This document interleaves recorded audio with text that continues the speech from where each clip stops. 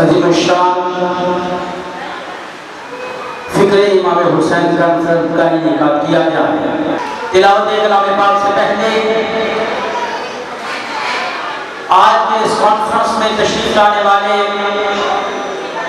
تمام معزز مہمانان گرامی قدر خواتین و حضرات، ہم آپ کو سبھی قلب سے خوش آمدید کہتے ہیں۔ تلاوت کلام پاک سے آج کے اس کانفرنس کا آغاز کرنے کے لیے میں دعوت دے رہا ہوں بڑی خوبصورت آواز قاری القرہ فخر القرہ قاری خادم حسین زکی صاحب۔ بسم اللہ الرحمن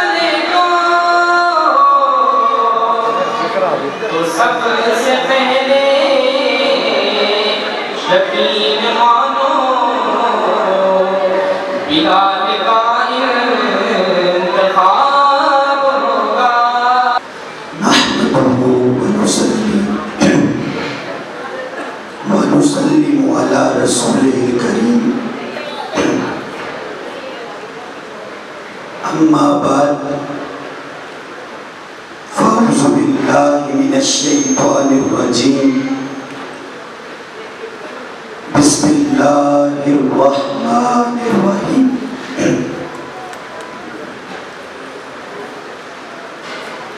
قل لا اسألکم علیہ اجرا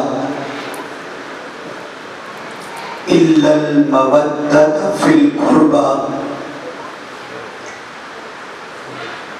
صدق اللہ مولانا العظیم۔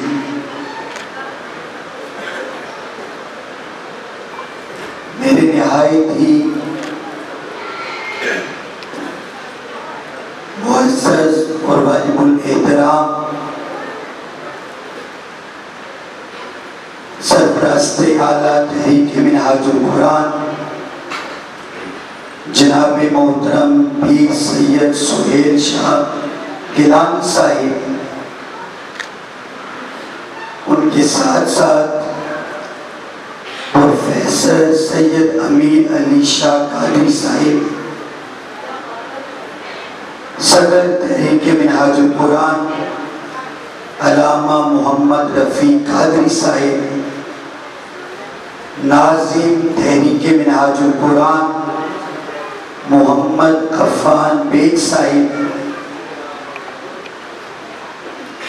چودھری منور احمد باجوہ صاحب، محمد ارشد مغل صاحب اور ڈاکٹر شعیب صاحب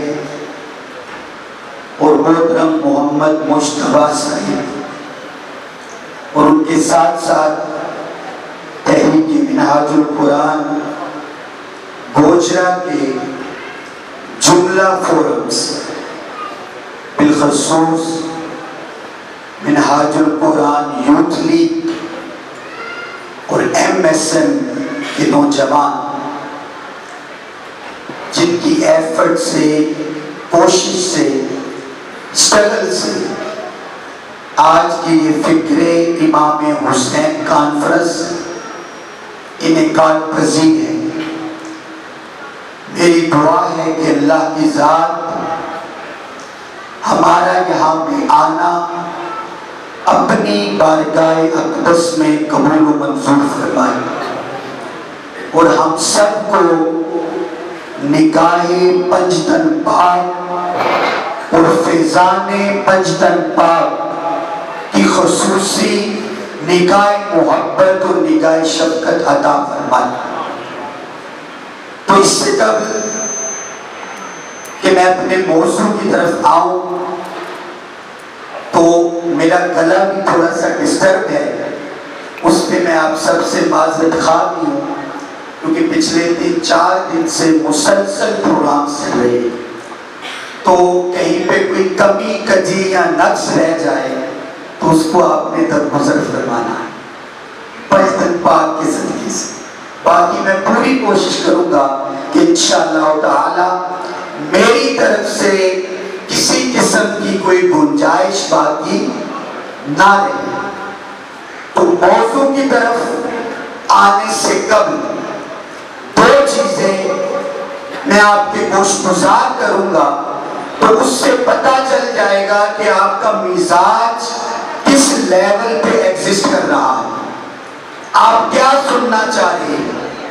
تو سب سے پہلی بات کہ ہم جو امام حسین علیہ السلام کو امام حسین علیہ السلام کہتے ہیں، تو ان کو امام حسین علیہ السلام کیوں کہتے ہیں، اس میں راز کیا ہے، اس میں حکمت کیا ہے؟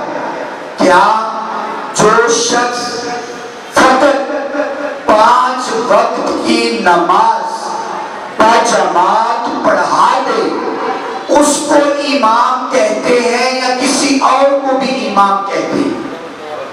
اس میں راز کیا ہے؟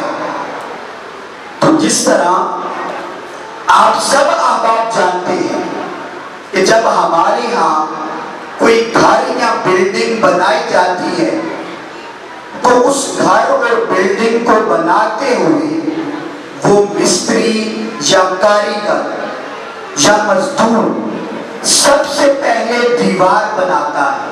کیا بناتا ہے؟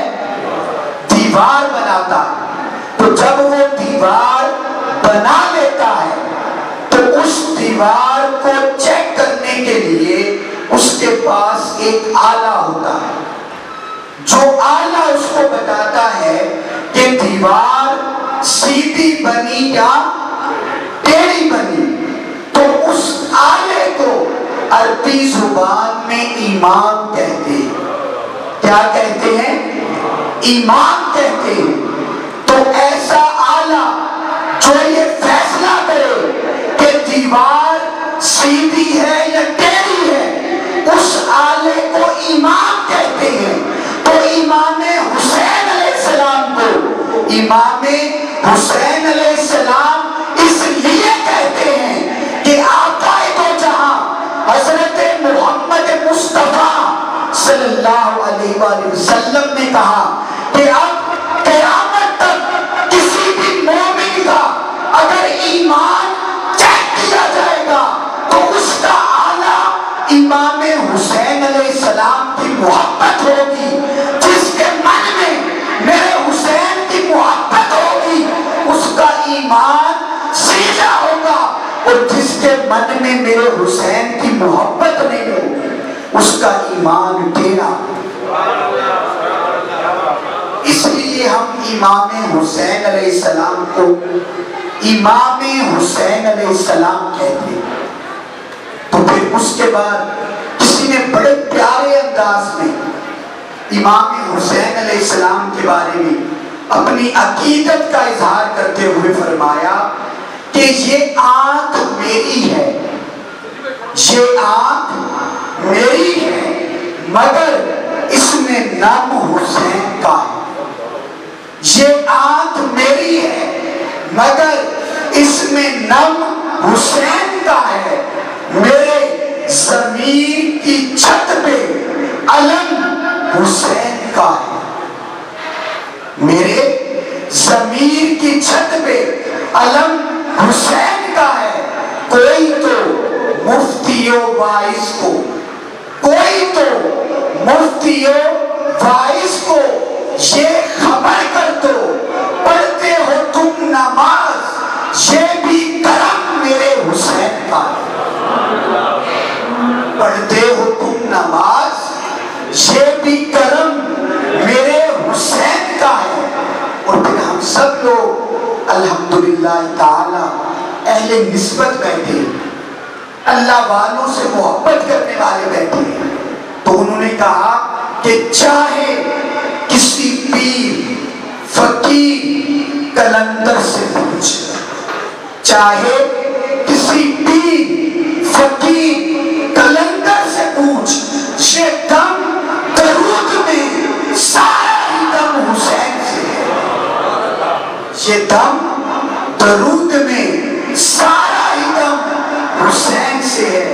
میں کسی یزید کی مدحت کس طرح کروں، میں کسی یزید کی مدحت کس طرح کروں، یہ زبان میری صحیح، یہ زبان میری صحیح، قلم حسین کا ہے، یہ زبان میری صحیح، قلم حسین کا ہے۔ تو قرآن نے اللہ رب العزت کی ذات نے فرمایا قُلْ لَا أَسْأَلُكُمْ عَلَيْهِ أَجْرًا إِلَّا الْمَوَدَّةَ فِي الْقُرْبَى۔ سورہ شورى کی آیت نمبر 23 کا کچھ حصہ میں نے آپ کے سامنے تلاوت کیا۔ اگر آپ اس سورہ مبارک کے پچھلی آیات کا مطالعہ کریں تو پتہ چلتا ہے کہ پچھلی آیات میں اللہ رب العزت کی ذات نے جو مضمون بیان کیا وہ مضمون یہ بیان کیا کہ اللہ رب العزت نے فرمایا کہ کوئی بھی ایسا شخص جو رہتا دنیا میں ہے لیکن دنیا میں رہتے ہوئے آخرت طلب کرتا ہے تو اللہ کی ذات نے کہا کہ میں اس کو دنیا بھی عطا کر دیتا ہوں، آخرت بھی عطا کر دیتا ہوں۔ پھر اللہ رب العزت کی ذات نے فرمایا کہ دوسرا شخص جو رہتا تو اس دنیا میں ہے لیکن طلب بھی فقط دنیا ہی کرتا ہے، آخرت طلب نہیں کرتا، تو اللہ رب العزت کی ذات نے کہا کہ میں اس کو دنیا تو عطا کر دیتا ہوں دنیا دار شخص کو، لیکن اس کے لیے آخرت میں میرے پاس کوئی حصہ موجود نہیں ہے۔ جب اللہ کی ذات یہ مضمون بیان کر چکی تو اس کے بعد اللہ کی ذات نے کہا کہ میرے محبوب میں نے جو ان کو کہنا تھا کہہ دیا، اب اگلی بات آپ خود ان تک پہنچا دیں۔ کیا قُلْ لَا أَسْأَلُكُمْ عَلَيْهِ أَجْرًا إِلَّا الْمَوَدَّةَ فِي الْقُرْبَى، کہ میرے محبوب ان کو پیغام دے دے، ان کو میسج دے دے، کیا کہ میں نے جو تم تک دین پہنچایا، میں نے تم تک شریعت پہنچائی، میں نے تم تک قرآن پہنچایا، اس کے بدلے میں تم سے کوئی اجر طلب نہیں کرتا، لیکن ہاں اگر میری امت مجھے کچھ دینا چاہتی ہے تو آقا دو جہاں نے کہا کہ میں صرف تم سے اپنی قرابت داروں کی محبت طلب کرتا ہوں، مودت طلب کرتا ہوں کہ میری اہل بیت سے محبت کرنا، ان کا ادب کرنا، ان کی تعظیم کرنا اور مودت کے درجے پر ان کے ساتھ اپنا قلبی تعلق استوار کرنا۔ جب اللہ کی ذات نے اپنے محبوب کے ذریعے یہ پیغام ہم تک پہنچا دیا تو اب اس آیت مبارکہ میں ہمارے ہاں پچھلے 50-100 سالوں سے نوجوانوں کے ذہنوں میں ایک غلط فہمی پیدا کی گئی اور ان کے ذہنوں میں یہ بات ڈالی گئی کہ اہل بیت سے محبت کا اظہار کرنا، ادب کا اظہار کرنا، ان سے تعلق اور نسبت کا اظہار کرنا یہ فقط ایک طبقے کی ذمہ داری ہے، ہم نے اس کے ساتھ اس کو مخصوص کر دیا۔ لیکن قرآن اس بارے میں کیا کہتا ہے کہ قرآن میں اللہ کی ذات نے فرمایا قُلْ لَا أَسْأَلُكُمْ عَلَيْهِ أَجْرًا إِلَّا الْمَوَدَّةَ فِي الْقُرْبَى۔ اب اس آیت مبارکہ کے اس حصے میں سے صرف 2 چیزیں میں آپ کے گوش گزار کرنا چاہوں گا کہ اللہ کی ذات نے جب اپنے محبوب کو کہا کہ میرے محبوب ان سے کہیں کہ میں آپ سے کچھ طلب نہیں کرتا، اگر مجھے کچھ دینا ہی چاہتے ہو تو میری اہل بیت کی مودت کرنا، مودت کی سطح پر جا کے ان سے اپنا قلبی تعلق استوار کرنا۔ تو ہم سب سے پہلے یہ سمجھنے کی کوشش کریں گے کہ اہل بیت سے محبت کرنا، ان کا ادب کرنا، ان کی تعظیم کرنا، ان کی محبت، عشق اور ادب کے جام اپنے ویران دلوں کو پلانا اور اپنی روحوں کو پلانا، اس کے بارے میں قرآن کیا کہتا ہے، اس کے بارے میں قرآن کا حکم کیا ہے۔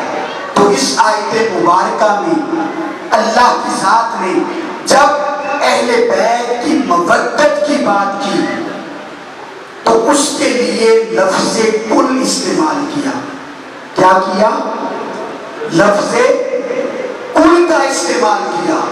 اور جب ان سے تعلق جوڑنے کی باری آئی، تعلق استوار کرنے کی باری آئی، تو اللہ کی ذات نے کہا کہ میرے محبوب کی اہل بیت سے جب تم تعلق جوڑو گے تو وہ تعلق اس سطح کا نہیں ہونا چاہیے جتنی محبت تم اپنے والدین سے کرتے ہو، جتنی محبت تم اپنی اولاد سے کرتے ہو، جتنی محبت تم اپنے اساتذہ کرام سے کرتے ہو، جتنی محبت تم اپنے پیرانے کرام اور شیوخ سے کرتے ہو۔ اللہ کی ذات نے کہا نہیں، اللہ کی ذات نے کہا کہ جب تم میرے محبوب کی اہل بیت سے محبت کا، نسبت کا، ادب کا، تعظیم کا تعلق استوار کرو گے تو اس تعلق کی ابتدائی درجۂ مودت سے ہونی چاہیے، یعنی ساری محبتیں پیچھے رہ جائیں، سارے ادب پیچھے رہ جائیں، ساری نسبتیں پیچھے رہ جائیں اور میرے محبوب کی اہل بیت کی محبت، ادب اور تعظیم سب سے اوپر چلا گیا۔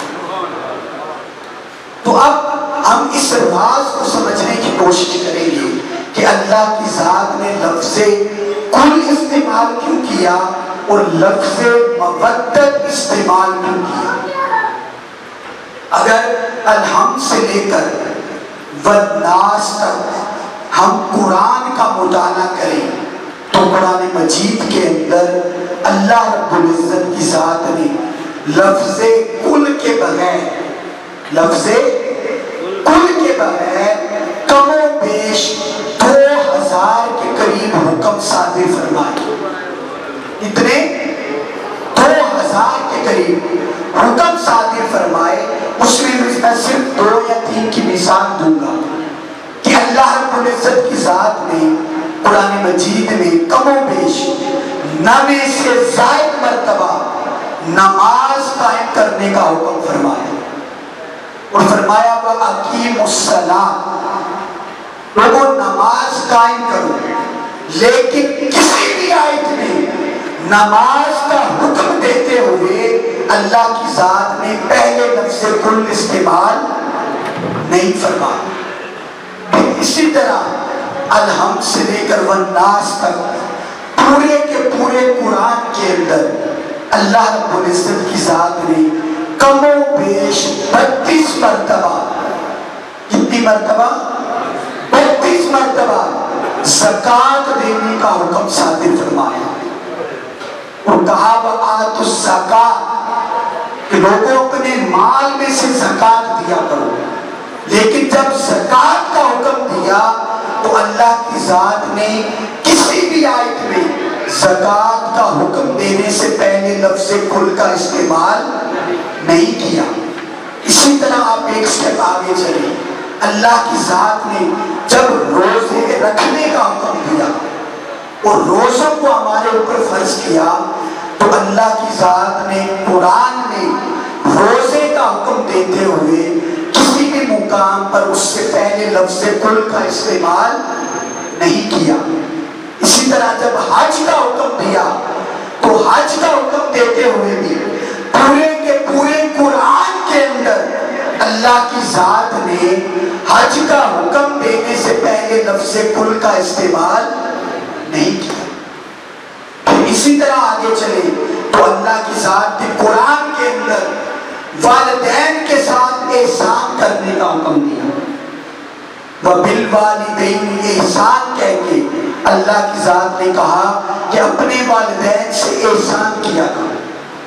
تو کم و بیش قرآن کے اندر اللہ کی ذات نے 4 مرتبہ والدین کے ساتھ احسان کرنے کا حکم دیا. تو یہ ان 2000 احکامات میں سے چند احکام جو روٹین میں ہمارے اوپر فرض کیے گئے، جس میں نماز ہے، روزہ ہے، زکوٰۃ ہے، حج ہے، والدین کے ساتھ احسان کرنا ہے. اللہ کی ذات نے جب یہ حکم دیے تو اللہ کی ذات نے لفظ کل کا استعمال نہیں کیا.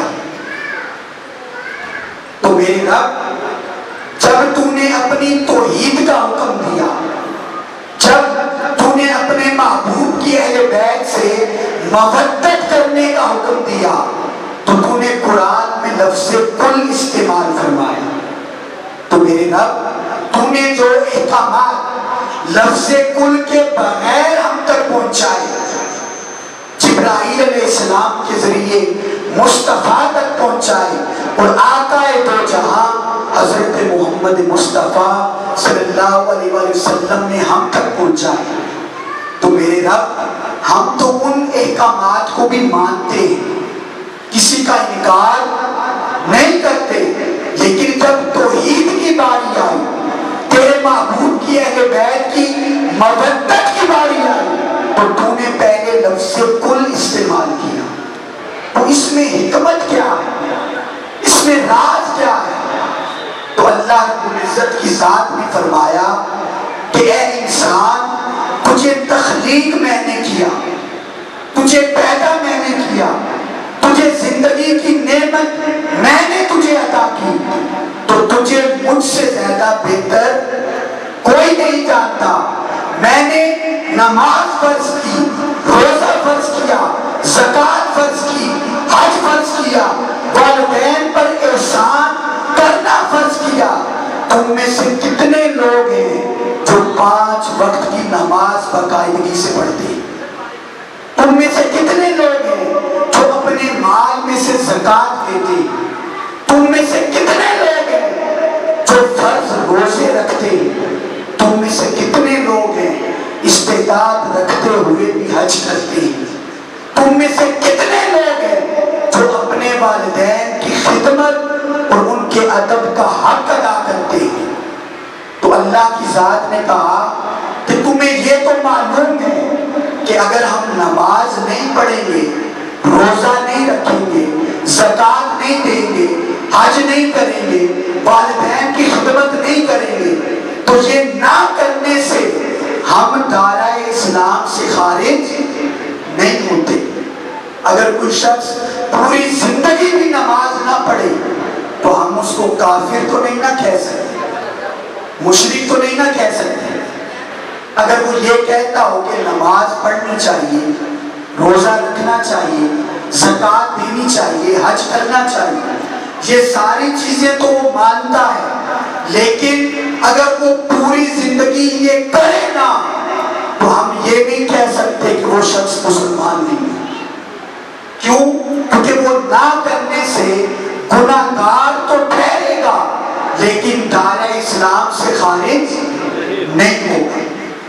اب دوسری طرف جب اللہ کی ذات نے کل کے ساتھ قرآن میں احکامات صادر فرمائے تو سب سے پہلے اللہ کی ذات نے کہا کل، میرے محبوب ان کو بتا دے، ان تک پیغام پہنچا دے.